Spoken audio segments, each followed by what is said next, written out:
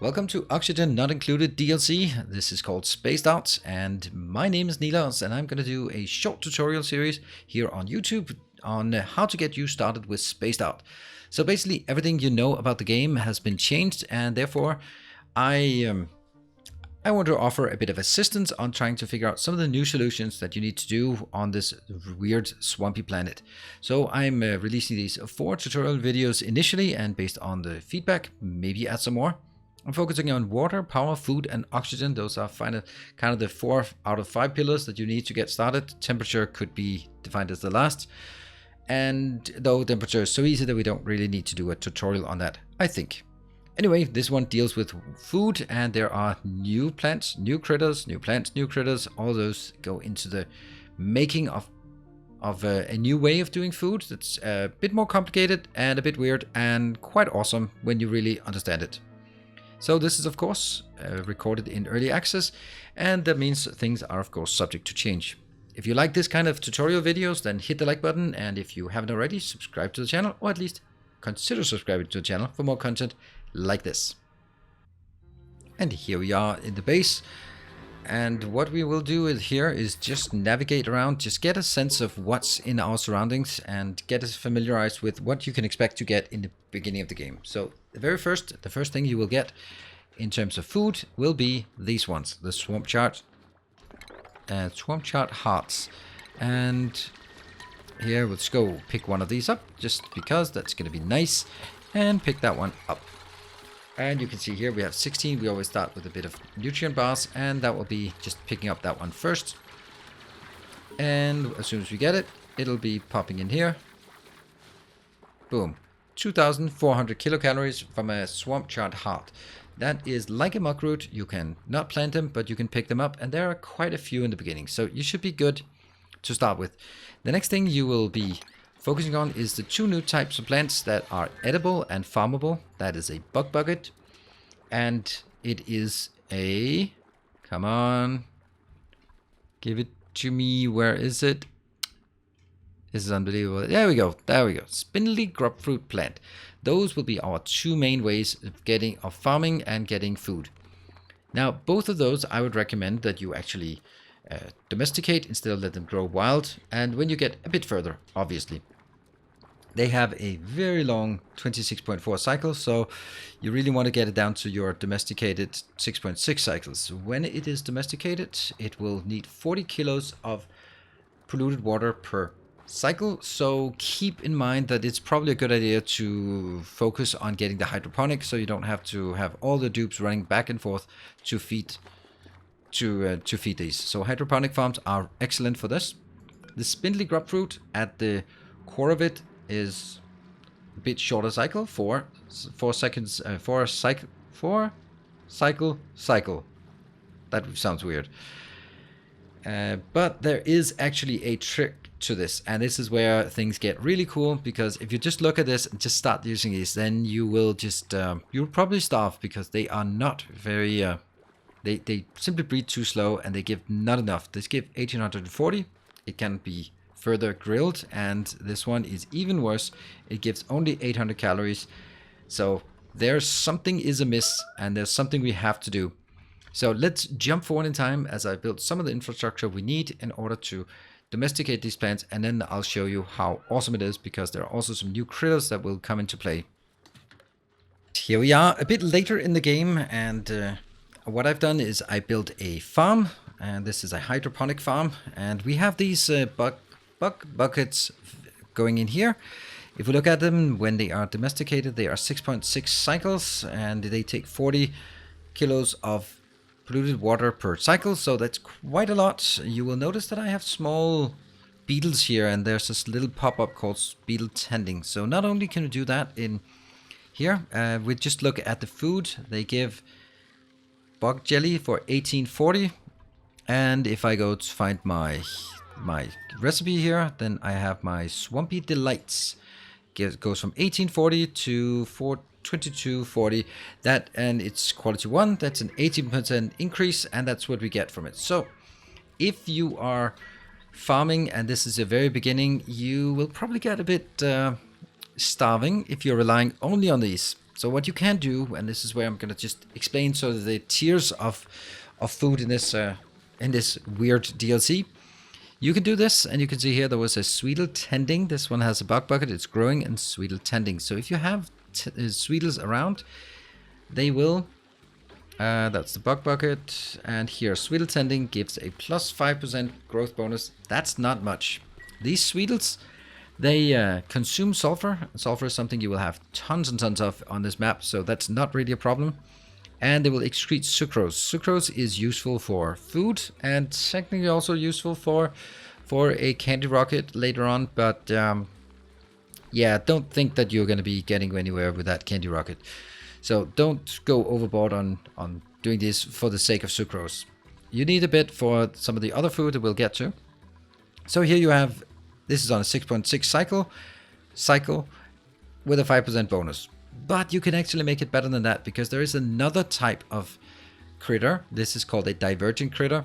There's another type of critter. We see that here. These are big grubs. Grubs, you can see they do a grub. And if we look at the grub, yeah, I love that. That's a plus 50% cycle. I think that it's too dramatic of a difference. They also consume sulfur, but they can also eat sucrose. So you can see they work perfectly timed. Look at that. Because we have the plus 50%, they're just popping up left and right. And that's definitely better. So if you have it, it's not even comparable when you have, whether you have grubs or Sweetles. You really want the grubs. You can put up a few Sweetles in there if you need to. But grubs, those are the ones that really speed it up. So 50% speed, that means it goes down to 4.4 cycles. And now we're really getting into some useful food. What you can see here is that this room is actually not a greenhouse, it's a stable, because I'm much more focused on keeping these tame, groomed, happy, reproducing, because I want these to reproduce as fast as possible, and therefore I need them to be groomed and happy and well fed. They're being fed sulfur here. And let's just make sure that it is, yes, sulfur. So instead of making farms that will increase the speed of your farm at the cost of fertilizer, then I would highly recommend that you make all of your farms into ranches, which also means you're going to need a lot of ranchers, and here as many as you need farmers. So quite a bit of a focus on ranching here. And the reason is that you want these to breed as fast as possible. You can find some on the map, 4 or 5 or something like that, but that's about it. So grubs are your really they're the ones that will actually make you survive on the base. If you don't use grubs and you are going for bug buckets, it's very difficult to get enough to survive. But as soon as you get the grubs in, then it's super good.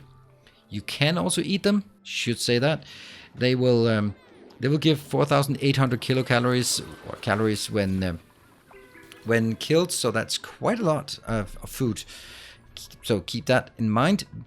So that's when it comes to bug buckets. But there is another one, and that's up here. These are called spindly grubfruit plants. The spindly grubfruit plants, they work on a 4-second cycle, so they're pretty fast, but they also have absolutely miserable output. Spindly grubfruit. Spindly grubfruit can go in here and go into a roast grubfruit nut.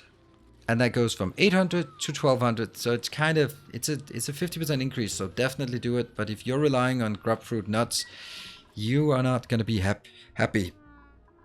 Well, so what can you do about these? Well, you can take some critters in here. They can be divergents. They can be either grubs or grub wormlings. And I want 3, and I want there. And I want that super high priority. And there we go. Immediately one comes in here. And you know what? I'm just going to get a few of the other ones. Let's get one of there and one of there, and then hopefully they'll be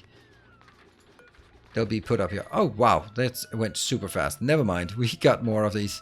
So what they should be doing, hopefully, we'll just wait a bit, and they will not only do the grub, but they will actually convert these. Oh, there we go, perfect.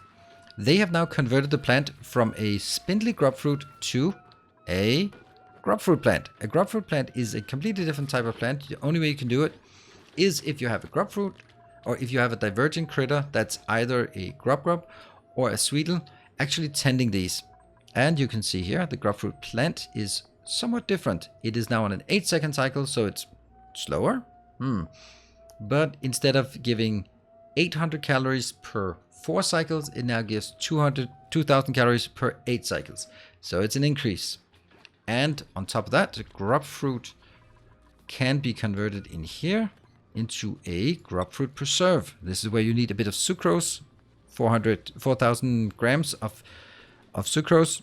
And if you combine that, you get some really juicy 2,400 kilocalories, and it's quality 3. So that is what you'd really want to be eating generally here. You can also, if you get enough of these, they have a very long lifespan. I think it was 150 or something. Come on, don't go away. Grub. Yeah, 150 age. So their reproduction is also kind of slow. So I would highly recommend that as soon as you find some grubs, get them in here, build some ranches. These ranches are actually your farms, and also prioritize always hatching grub eggs here. Maybe even just get more of these. You want to get as many grubs as you can. Grubs can either do these plants, or you can just eat them. There's a full plant. That's a beautiful one there. And that gives us a grub. So this is really how you want your food to go. The difference is, if you really look at this, then I would say that if you have the grub fruits and you have some grubs, I really wouldn't be bothering too much with this, with the bug buckets. There is one more difference. If you look at the bug plant here, this one has a very narrow temperature, 10 to 30, so it gets too warm or too cold quite easily. While these are much more tolerant and have a 15 to 50. So if things start to warm up, then it's actually not a problem. It's actually getting quite cold over here. So those are, yeah, the fertilization is sulfur. So I would say that your main food will be the grub fruit plants, and they will be tended by the grubs. You can go beyond that and actually have as many as you feel like in here being tended, and then have any excess going out, either become omelets, or preferably actually make a little kill zone that we actually have. That's the same as a normal kill zone, where you just drown them and turn them into barbecue. So that's another option. So that's basically how I would recommend going about it. It's honestly quite difficult to get started when you only have the bug buckets and no grubs. So do go out, spend some time, get an early rancher, research ranching early, get some grubs, and then as soon as you have just a single or maybe a couple of grubs tending your bug buckets, and then you can also start doing the grub farms and transitioning exclusively to grub farms from here on. This is a small setup. It ideally should be much bigger than this. There's no reason to have this much percentage space wasted on the infrastructure for the ranching. So there you have it. That is basically how I would propose that you handle the food in this new DLC. It was something that kind of has been bugging me a bit in the beginning, but as soon as I found how good the grubs were and how much you just absolutely focus on those, then it became super easy, and food is just skyrocketing and never really a problem anymore. And if you need be, you can always eat these because they're yummy. So I hope that will help you. It was a struggle for me, but now it will not be a struggle for you. So I hope this has been useful to your start of the new DLC, Spaced Out. If you've enjoyed it, hit the like button, and if you haven't already, consider subscribing to the channel for more content like this. If you have ideas, leave a comment below with other things you want tutorials of or that kind of thing. I will also be streaming more Oxygen Not Included over on Twitch, so do check that out. Thank you very much for watching, and as always, stay effective.